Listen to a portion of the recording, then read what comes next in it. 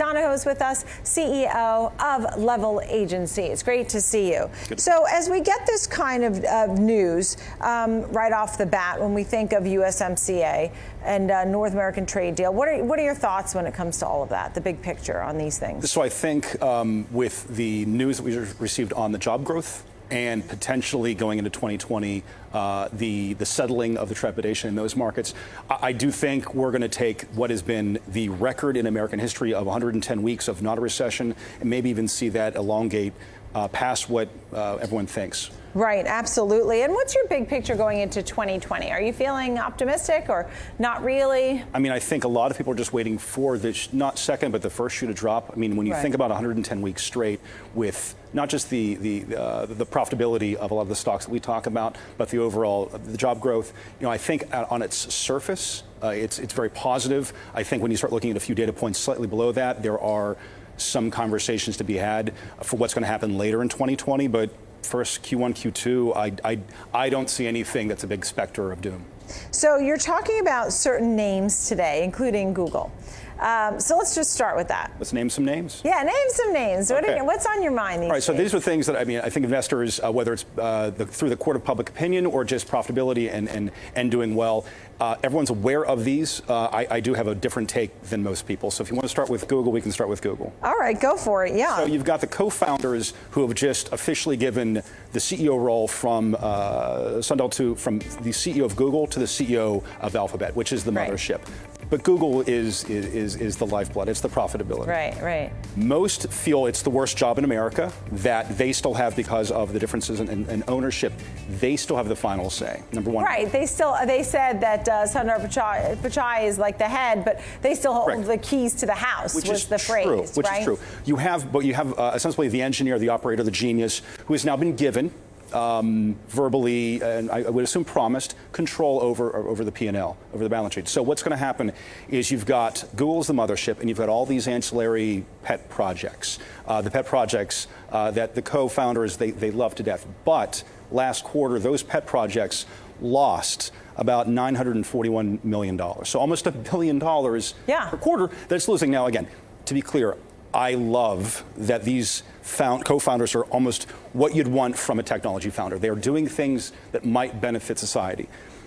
I feel that even if he is able to diminish that loss by half, that's going to give Google stock, Alphabet stock, another 1.5, maybe 2 in terms of net profit.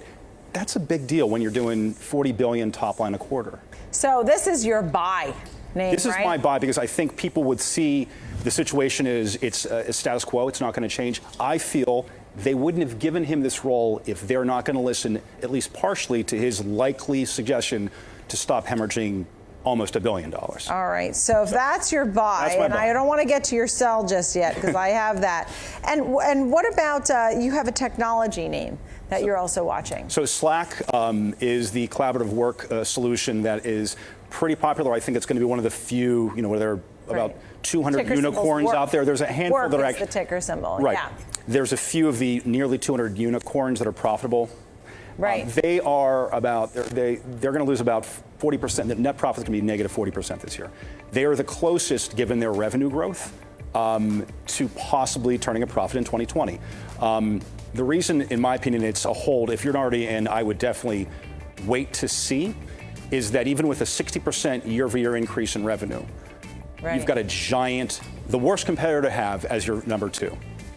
And that's Microsoft. And you do not want to have Microsoft as number 2. It's impossible, right? It's hard to compete against them. And because their competing product is almost as good, and it's free.